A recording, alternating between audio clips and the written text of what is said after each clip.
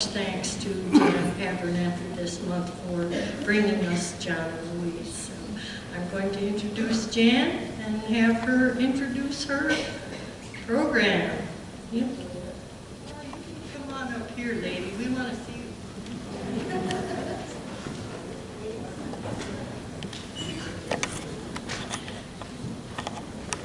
Good evening. I'm Jan Abernathy, and wow, what a great turnout. Thanks for coming. You're in for a treat tonight, and I'm pleased to introduce my friends, John Solberg and Louise Paulsen.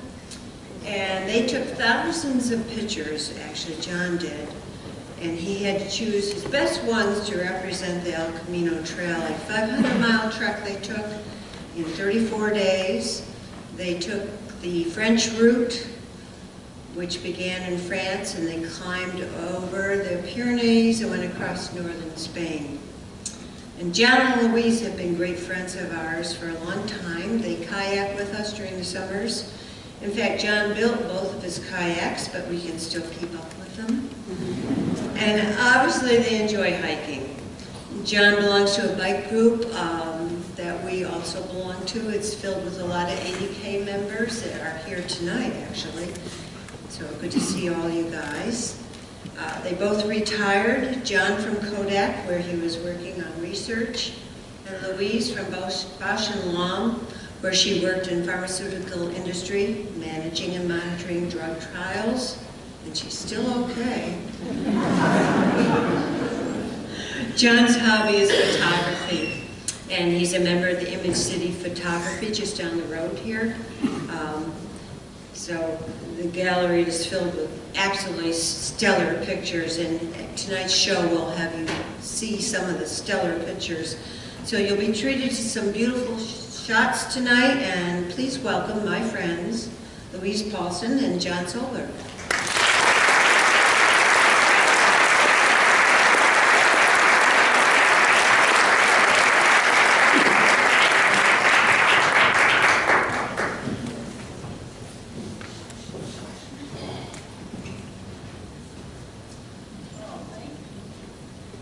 Thank you, Jan. Thank you so much for inviting us to come here and to share our Camino story with the ADK. It was a wonderful, wonderful trip, and it was fun putting it together and reliving it again. Now we see it on this big screen, and now we get to share it with everyone. So thank you so much. And I offer a special thank you to my husband, John Solberg, the photographer in the family. He worked long and hard on this presentation for this evening. His hard work, plus his expertise, his passion, has led to a spectacular show. And I think you're in for a treat.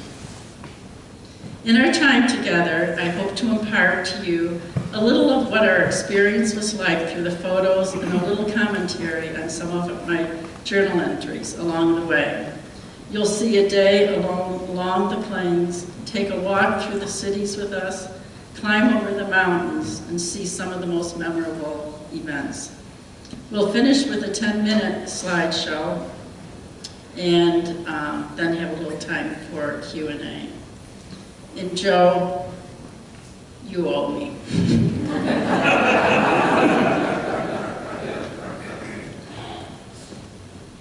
It all started when we saw the movie The Way with Martin Sheen. It's a beautiful story about a man's journey on the Camino. It was the latter part of 2012, and we had just walked together. We walked the Rochester Marathon. And as we talked about the movie, we kept saying, we could do that, we could do that. And so we began to do some research. We gathered information, and as we did, our enthusiasm grew. And by January, we decided we're going to do it. We'll go in May so that we can catch the spring flowers. But we had a lot of preparations to make. We discovered a lot of things. One is the Camino de Santiago, the Way of St. James, is really a whole network of caminos from all over Europe to the city of Santiago de Compostela in western Spain. The route we chose to walk is called the Camino Francés, starting in France in Saint-Jean-Pied-de-Port and ending about 500 miles to the west in Santiago.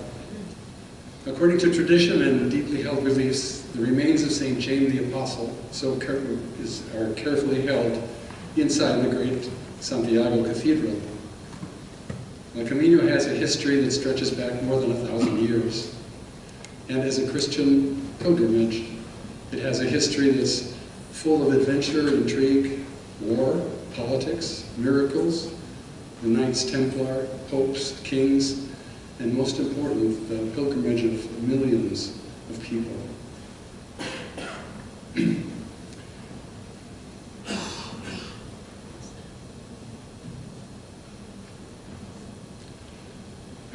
We also discovered that Spain is very mountainous. It crosses the Pyrenees at the border between France and Spain, rising from about 500 feet above sea level to 4,700 feet. And after a series of up and downs, it crosses the high plains, the Meseta, for over 100 miles at about 2,700 feet above sea level. Then it's over the highest peak, the Cruz de Ferro, at just about 5,000 feet, and then after a steep down to 1,500, up another 4,500, then the Camino descends, bumping along to Santiago at about 850 feet above sea level. So two things are really clear.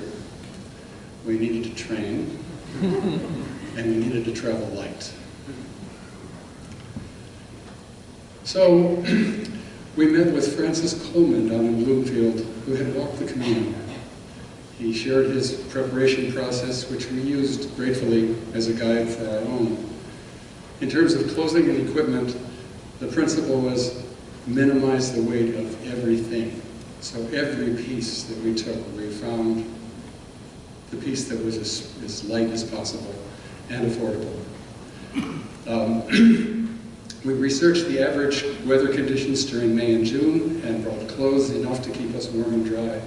2 sets, one to wash and one to wear. When we were done, the total weight for full packs with water was 15 pounds for Louise and 19 pounds for me.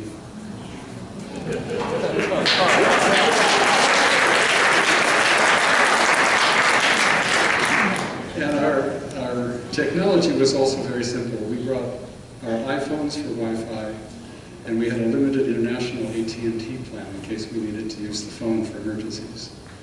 I had a small camera, RX100 by Sony, extra batteries, lots of memory chips, and of course all the chargers that we would need.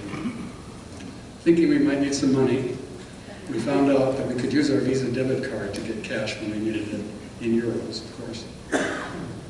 Our training was also simple. We just walked a lot. We walked 5 to 7 days a week. On weekdays it was 4 miles.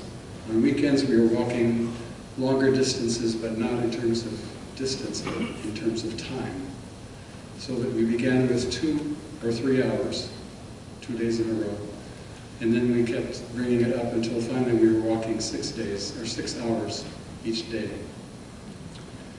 Toward the end, we walked with full packs, and we learned again how central feet are, and the importance of training in the shoes that we would wear. We also brought moleskin for added protection. Finally, in May, as we prepared our packs for travel to Spain, we were ready. We flew to London Heathrow, and we took a regional airline from Stansted Airport, which is near London, to Biarritz in France.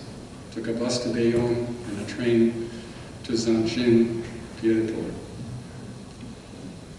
We had arrived. Nothing broken and nothing lost. Relief. We enjoyed exploring Santiago that afternoon, and we found our albergue, the place where we stayed, ate dinner, and went to bed. Tomorrow morning, we begin the Camino.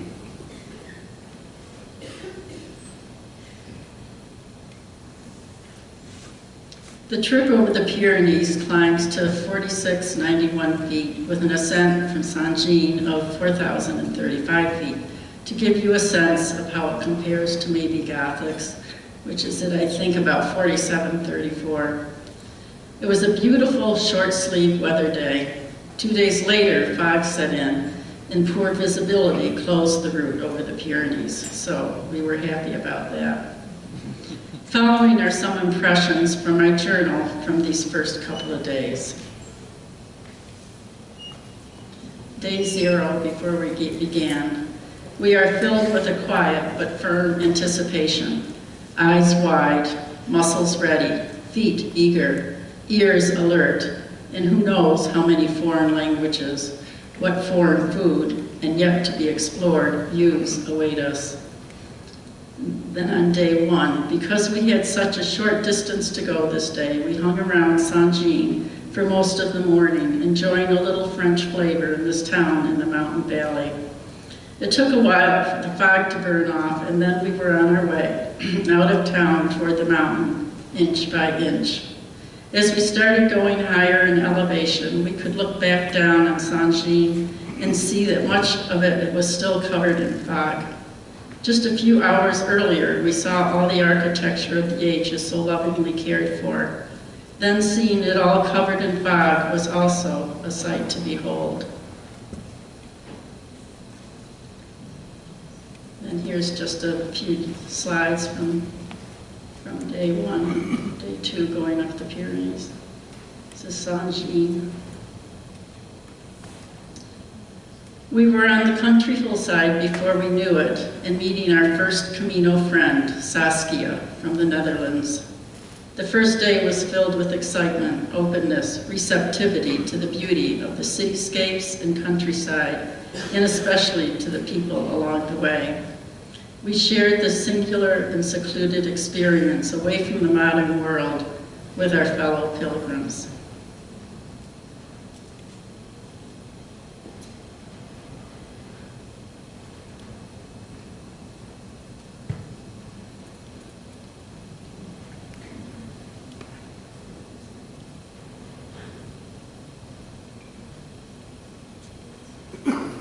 We had our first communal meal at the Horizon Albergue, a pilgrim hostel, with 40 of our closest friends, friends we are yet to get to know. Day 2, we started out with the sun this morning as it came over a distant snow-covered mountain that we may never catch. Again, we looked out over the foggy valley that lent. Did I go too far? Did I go? Oh, sorry. Okay. Again, we looked out over the foggy valley that lent a welcoming and mystical start to our trek. We are really on our way. We walked by pastures of cows and sheep. They seem to have a pretty good mountain life. We made it over the Pyrenees. We made it into Spain without the benefit of a border patrol. This fountain of Roland is patrolling the border. Now we begin our descent to Roncesvalles.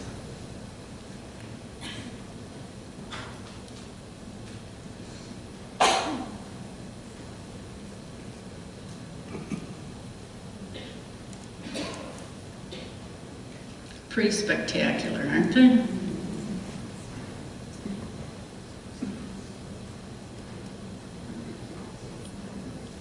Roncesvalles comes into view.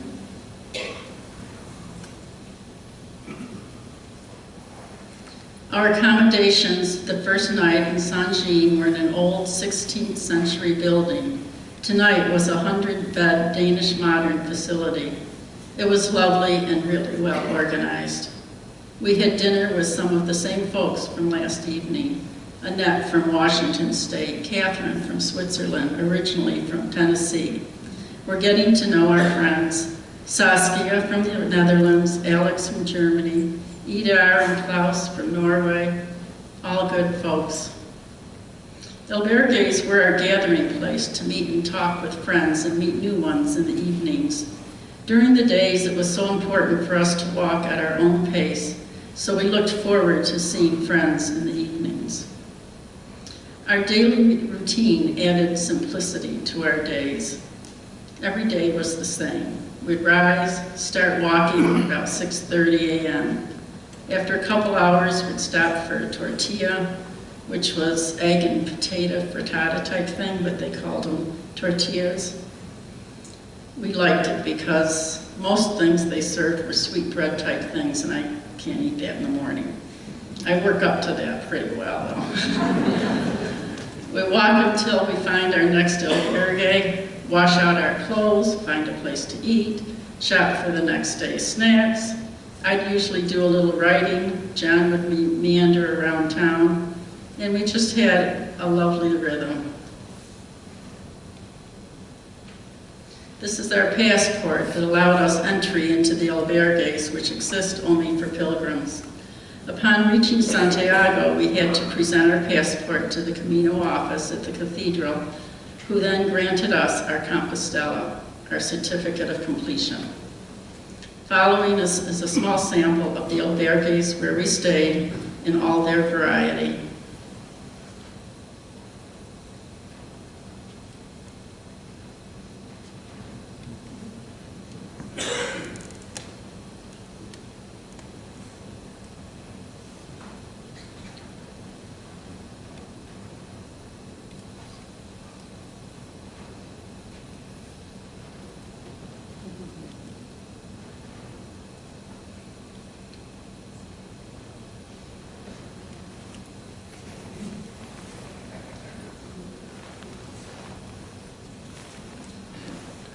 At this albergue, there were separate accommodations for men and women, and it was the only one on the whole trip.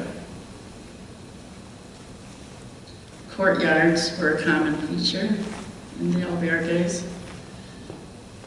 Here's a typical breakfast bar for our tortillas. A typical place to buy bread, chocolate, and fruit that we had for snacks during our walks. Three of our favorite people, Idar, Saskia, and we'll never forget good old what's-his-name.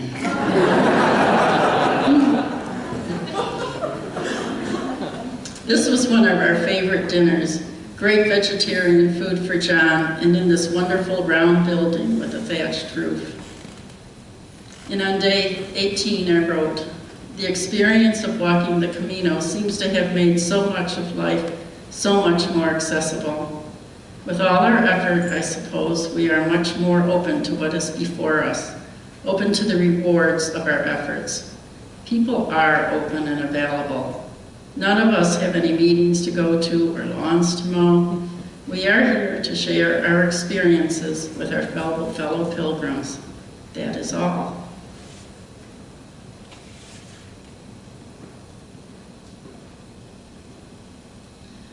On day 18, we find ourselves on the high plains, the Meseta, a lovely day bringing us to our favorite albergue.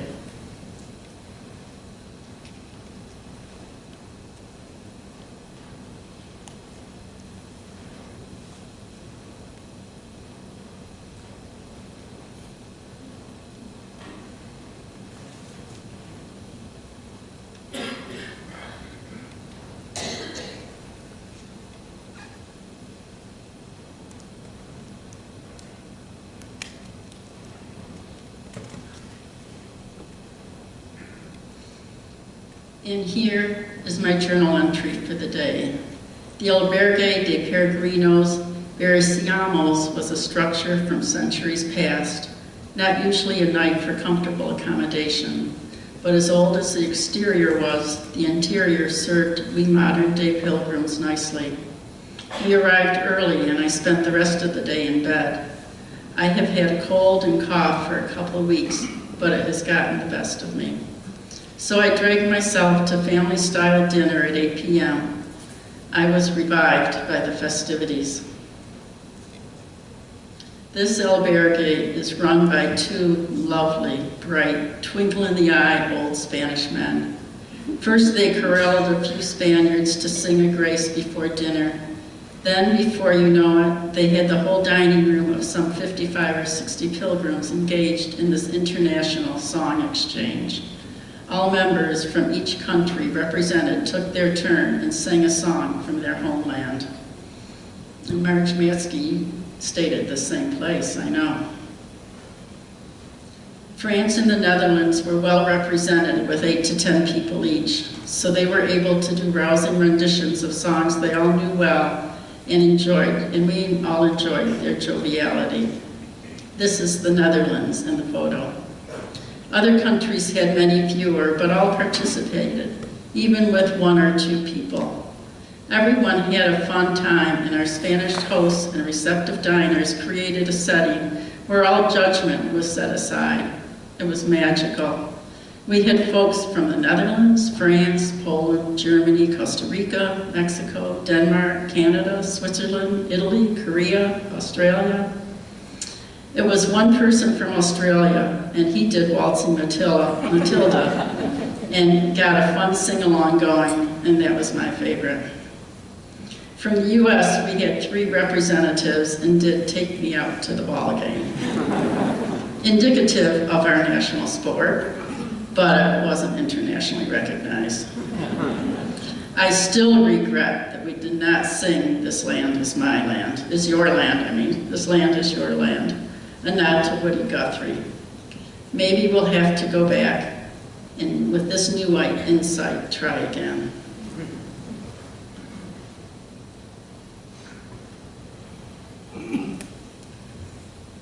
There was another day that was unforgettable. That was day 25, the Cruz de Ferro, crossing over the highest point in the Camino. But it wasn't just the elevation. There's a tradition that pilgrims carry a stone with them during their walk on the Camino,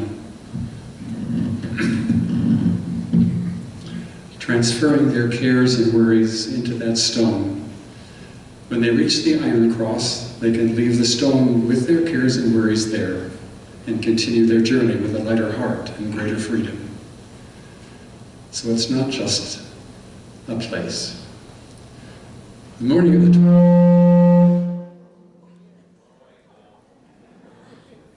Good morning. Good afternoon.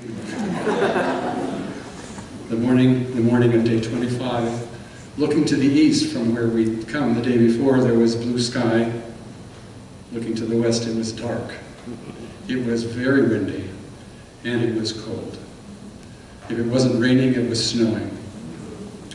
Our packs were light because we were wearing everything we brought. We had 15 miles to walk, ascending 1,200 feet, and then descending 3,000 feet to our next albergue. We looked at each other and said, you know, we don't really have to do this today.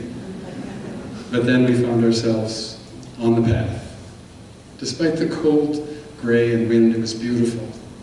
The high mountain flowers were stunning. Everywhere you looked. By this time it was snowing. After 2 hours of walking, we reached the mostly abandoned old town of Fonce-les-Dents. We stopped at the one restored building.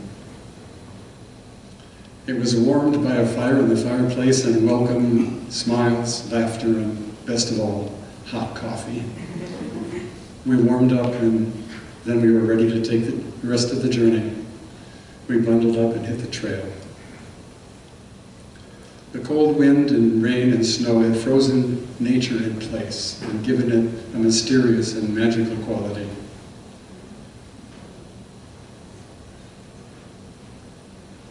And then we were there at the Cruz de Ferro. We had brought our own stones from Lake Ontario, and we left them there. I had a quite wonderful feeling. For me, it wasn't about leaving concerns and worries. It was that we had really become a part of this history, leaving something tangible, even just a couple of stones. I was feeling the presence of the thousands of people like me that had come to this place from all over the world and left their stones here as well. It was a sense of being a part of a whole that stretched without boundaries across time.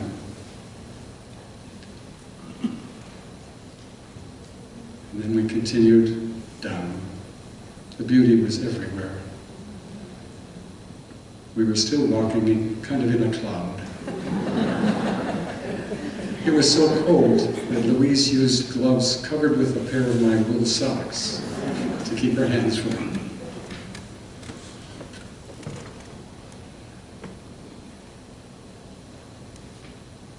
As a photographer, it's wonderful to take colored pictures with a gray background, I gotta tell you. The colors just jump. And then we look toward the steepest descent of the Camino.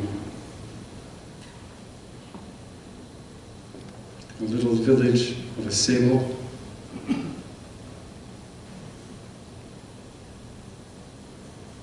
complete with Communal signs and arrows.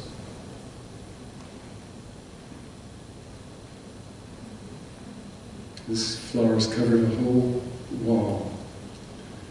8 hours after we had begun, we arrived in Molina Seca, with its long, narrow main street, only to discover that all the albergues were full. Well, they opened a reserve albergue, which was more than fine. We slept very well that night.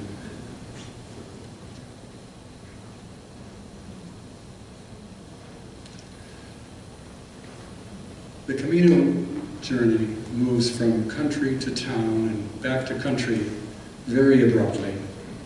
It was our experience that on one step we were walking by open fields and the next step we were in a town.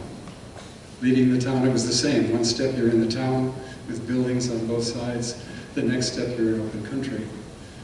There were practically no houses or buildings in the countryside, no farmhouses, just fields and vineyards, natural landscapes and wildflowers.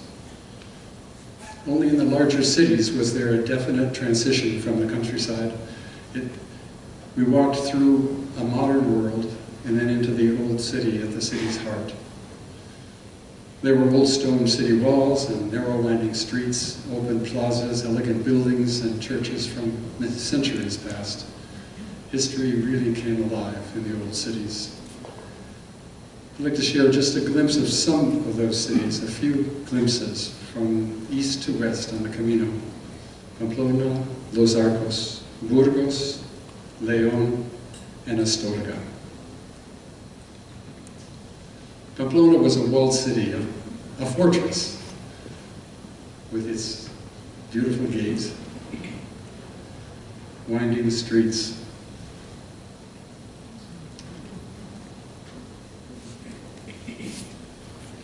its town hall, elegant. Now you may remember that Pamplona is famous for the running of the bulls. Can you imagine that happening on this street? Los Arcos is a small town with a big cathedral.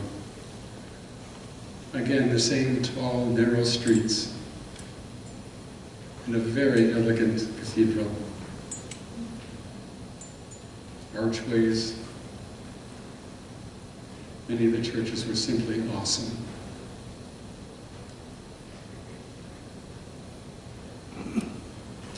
Burgos. Entering Burgos, modern, major, wide highways, streets and trucks, apartment buildings, shopping, but always that yellow arrow directing the pilgrims to the old city and the municipal albergue. We used these yellow arrows as our guides. They were painted on almost anything, from curbs to signposts to walls. And they were really part of our guide as we walked. Again, here the narrow streets lined with shops, and a magnificent cathedral, open plazas,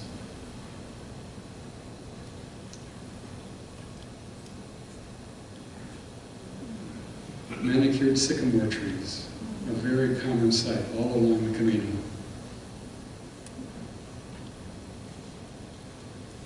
The walls that once surrounded the city of León.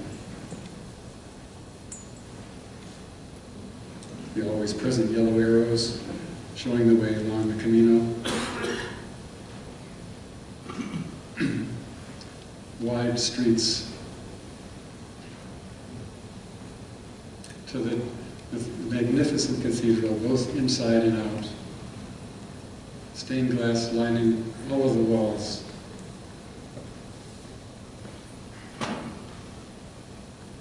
busy.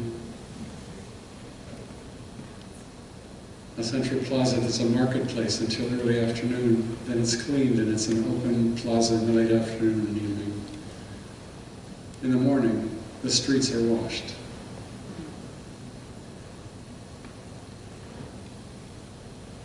Astorga. It turns out that Astorga is the European birthplace of chocolate. People from the West who brought the chocolate back came to Astorga, and that's where they began the whole manufacturing process of chocolate in Europe. It's also a city with a 2,000-year history. Roman mosaic from the 2nd century. Cathedral, more than 500 years old. The town hall. The palace of the bishop. Now, this one is a particularly impressive structure. It's designed by Antoni Gaudi, the famous architect who also designed the Sagrada Familia in Barcelona. It's just a magnificent structure.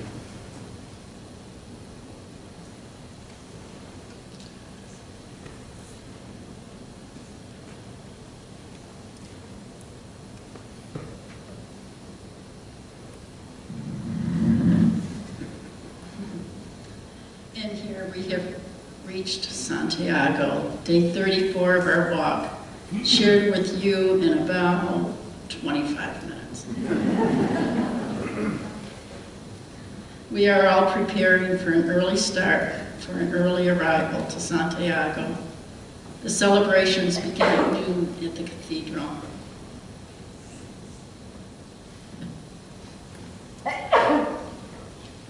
Our last chance to get a tortilla.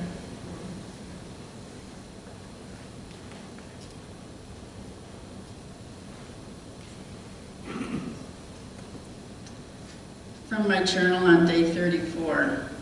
Today's miles flew by, had a few hills that I knew I wanted to do for the last time, and then started walking into Santiago. It was fun. The pilgrims had an excitement to their step. This is a big city and the locals were unmoved. It just made me giddy. I wanted to shout, "Do you know what we just completed?" But before long, at 11:45, we arrived at the Cathedral de Santiago, just in time for the service for the pilgrims. It was a regular Catholic Mass, but before they started, they named off all the countries where the pilgrims arriving today were from. A very long list of about 50 countries. That is by far the most international gathering I have ever been part of. I can only imagine the shared goodwill spreading far beyond those walls, if each of us can only remember to do so. If you saw the movie The Way, then you saw the swinging of the incense. It was so much darn fun. I felt like a kid on a swing. When it swung down to our end, I could only gasp. The cathedral was packed. Before the service began, the security guard reminded each person that photos were not allowed.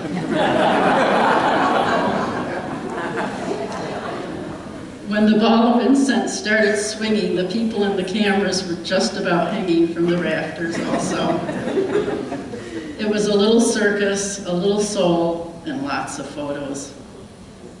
In spite of the disobedience, the church gave their pilgrims a wonderful tribute, and we say thank you. Out in the plaza, we saw so many of our friends, Saskia, Alex, and Brian from the start. We are still looking for Idar and Fritz. They were also supposed to be here. All our Spanish friends have adopted us. They have been very protective of us and have been taking really good care of us. They had a photo taken of the 15 of them, plus me and John, honorary Spaniards, Luisa and Juan. We have a new home in Spain.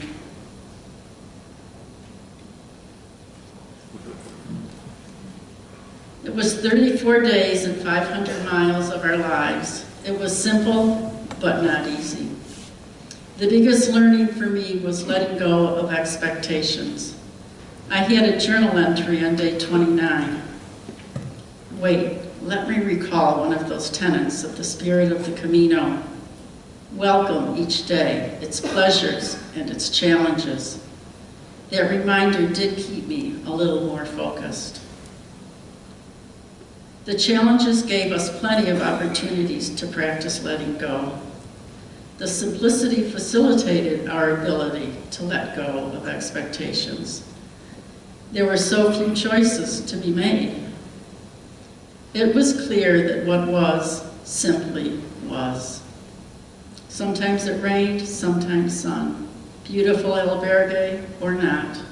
Tired and sick or invigorated. We accepted it all with peace in our hearts. Except we did not get to sing, "This land is your land."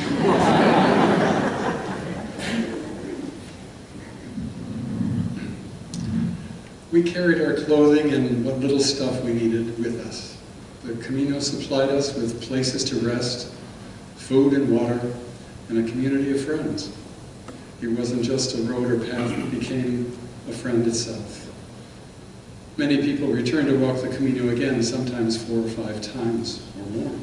I can understand that now. The simplicity really helped us to be in the present moment, feeling the ground under our feet, the wind and rain, not with thoughts like, oh, I wish it were different. Just an acceptance, an appreciative acceptance. Oh, it's raining. And there was an ever-present sense of wonder at the beauty, from the grand panoramas to the beautiful spring flowers. And wonder at the architecture of the cathedrals, the stonework, the narrow, winding streets, and the friendships and the kindness that we experience. We still have contact with many of those we met and hope to maintain it in the years to come. But one thing we cannot forget is to offer you the same thing, you all, the same thing that we were offered so many times, buen camino. To finish up, we've put together a set of images of the beauty of the Camino itself across the countryside, rain and shine, plains and mountains. I'm looking for the cursor.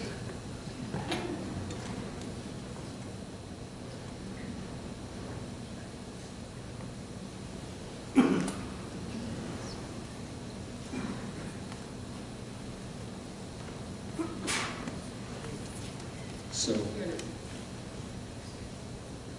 good, we're okay. So, enjoy the show.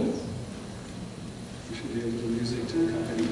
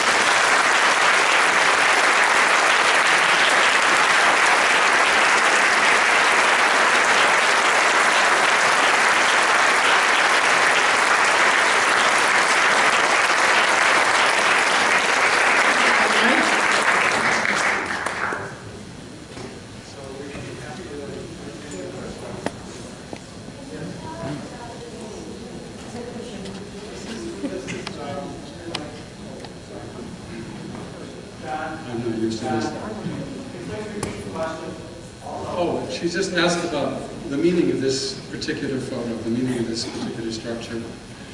It's just outside of Pamplona, which is the first of the big cities that we went through. We got here on the fourth day. This is at a place that's called the Monte del Perdón, the Mount of Forgiveness. And this particular structure is iron sculpture. The horse stands about 12 feet tall, so it's very large.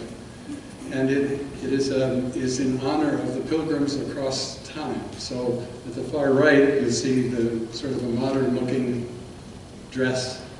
And then at the far left, well, yes, over there are the first that walked the Camino. And on the horse is written a little script in Spanish. It said, "This is the place where the wind meets the path of the wind meets the path of the stars." So it's the history goes that if in the Middle Ages someone reached this particular point on his path to Santiago, that was far enough. That it's the Mount of Forgiveness, and at that point, if they couldn't go any further, it was extremely dangerous for people to do this. And there were so many people going that it sort of welcomed all the thieves and bandits of the area too, because there were people walking with whatever they had around. So if they could make it this far, they could receive the indulgences which this pilgrimage supposedly granted to those pilgrims.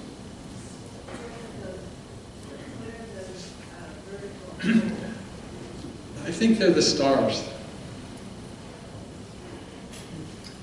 One of the things that's really interesting is that if you look at people's hair, it's all blowing to the right, and the flags. So I think it has to do more, I mean, I think it brought to people's attention, that's the direction of Santiago. There's a question over here. I have two questions, actually. One is, how did you choose the time you were going to go? Would you recommend going a little later so the weather's milder? And how did your actual trail compare to the movie? I'll take that. Well, we left early May, and we chose that because we wanted to be able to be there with all the wildflowers. And we went before all the crowds of the summertime. Being retired, we had that luxury. And if we had gone in the fall, the days start to get shorter. We didn't want to go in the summer because of the heat and the people. And no, I think it was the perfect time. It really was. By and large, it was a colder season than normal. And so it was chilly, but you know, you'd start out in the morning and it would be low 30s, but really for hiking, that's not a problem. So it would have been nice if it was warmer. We weren't in shirt sleeves very often, but it was a perfect time. We thought it was a perfect time. What was the age distribution of the pilgrims? What was the age distribution of the pilgrims? Oh, we had all those statistics. I'll tell you one thing, senior citizens, that is to say 60 and over, represent somewhere around 5%. And those from the United States represent 5 or 10%, 3%. Spaniards are like 50%. Yeah, that's what I remember. One of the things that in 1978, when was that year? In 78, there were 13 people that walked the Camino. In 2013, when we walked, counting all of the people from all of the various Caminos, the people that arrived were 247,000. The people that walked on the Camino that we walked on, which is the Camino Francés, there were 170,000. But that counts people that joined the Camino from many of the places along the way. There were 25,000 that started where we did and ended up in Santiago. So it's interesting. There's a place that a lot of people walk the Camino for a lot of reasons, but one of the reasons is to get this piece of paper that says you've walked the Camino. You can frame it on your wall, and you've got this like, walk the Camino. And so there's a town called Sarria, which is 104 kilometers away from Santiago, and if you walk 100 kilometers, you get your paper. And I think there's 40% of the people that walked the Camino walked from Sarria. Yeah.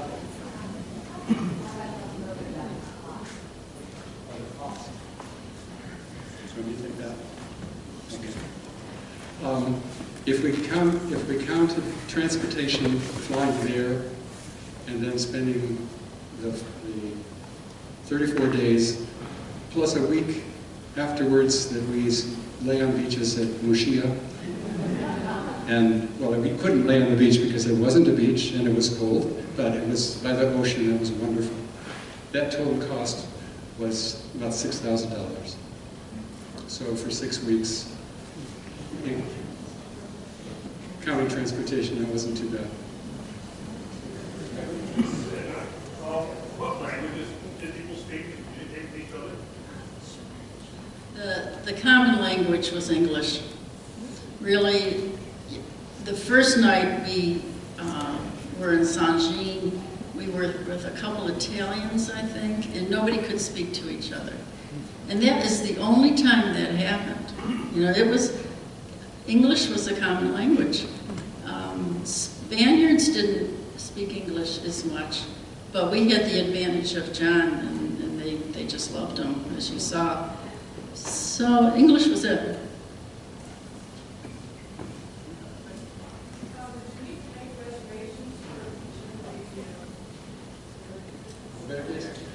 No, we didn't.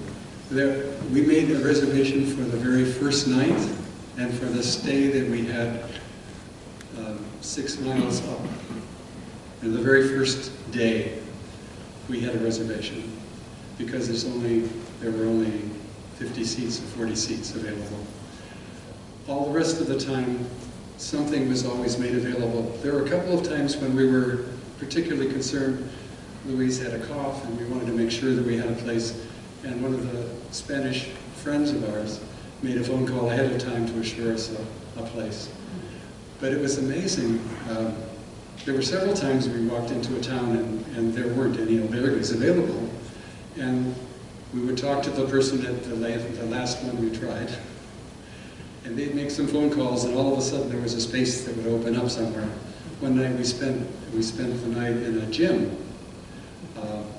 We just had to wait until 10 o'clock to sleep because they were playing racquetball.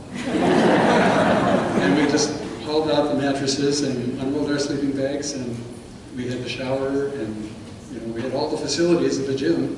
It was fine. It was wonderful. And everybody, there were 16 or 18 of us that were in that situation, and it was like, oh, we have a home. Isn't this nice? Than some of the albergues. Did you have to replace any gear along the way?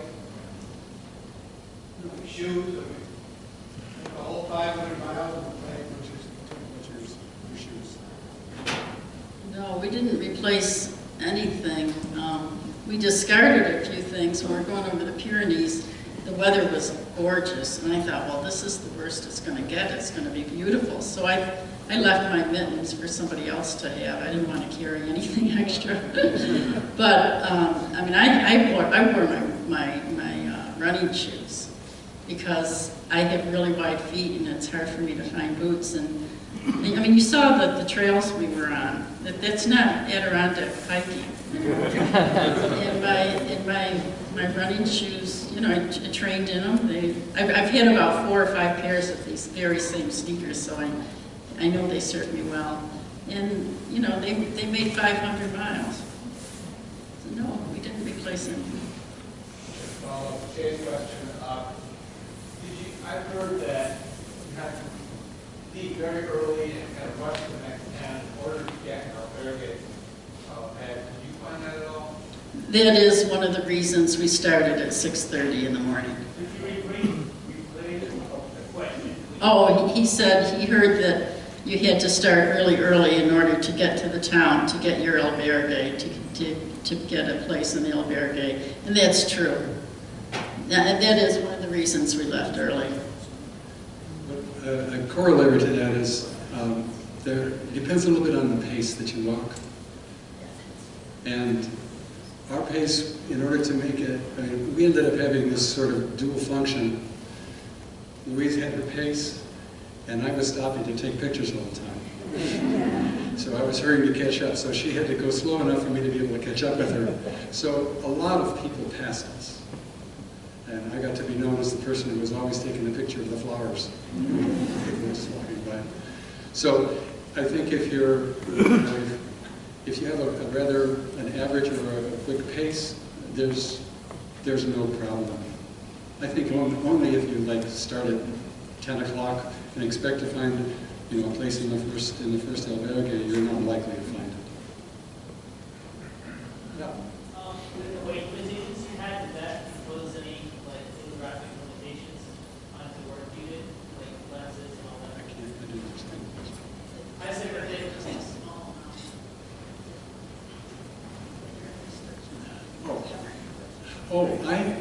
Camera equipment. Oh, that was one of my coups. There's the camera that I had is this small RX100, and it fits in a little pouch. So I never had to be worrying about the weather, and it had, you know, nice, it had 22 megapixels, so it was really a fine camera. It was not a big zoom, but once I realized that there wasn't going to be a big zoom and no telephoto, well then, so be it, you know, and this is what I got. There were really, I would say, well, anytime you pick camera equipment, you end up compromising something, and I wasn't going to compromise weight or complexity.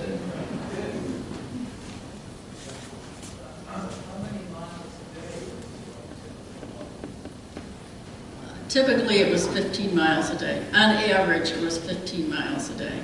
We had 2 or 3 19 miles.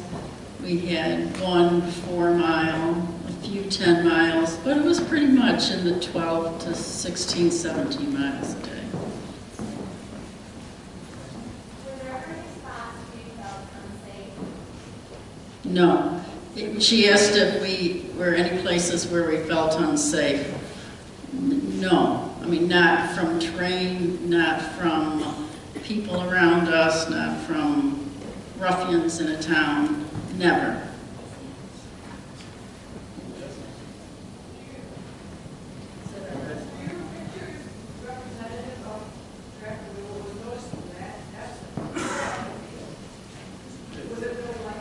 Yes. There were places where we walked alongside highways, and we tried to minimize those so we could. There are alternative paths that you can take to minimize the time you walk by highways.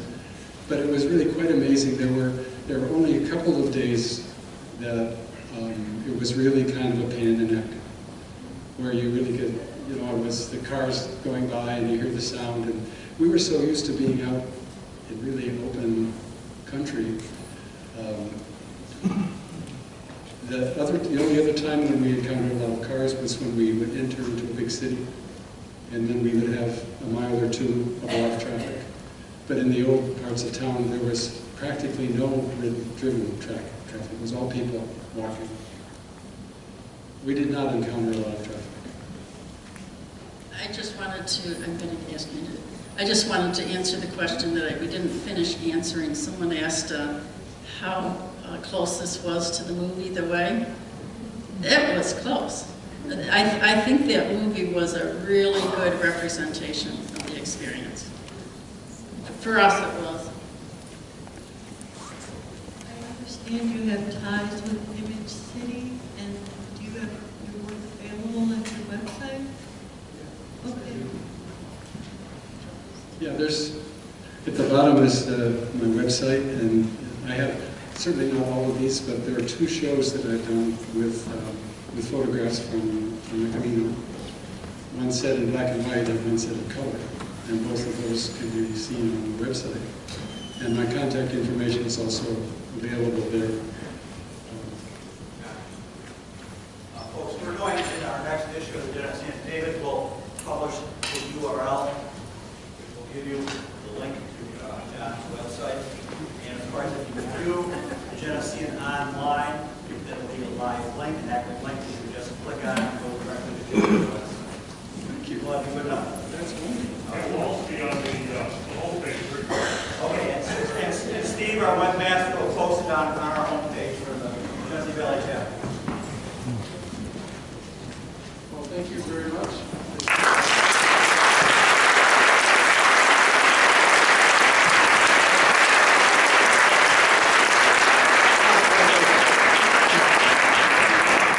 Just a couple things.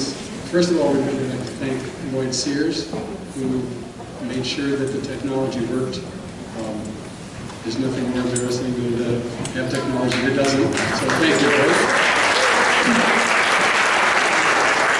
And to Lindsay, the sign language interpreter, for not only for the work here, but for her patience with our last-minute preparations, putting her in a bit of a crunch. Thank you, Julie. Joe and Jan Abernathy for inviting us. This has been a thrill. Thank you so much.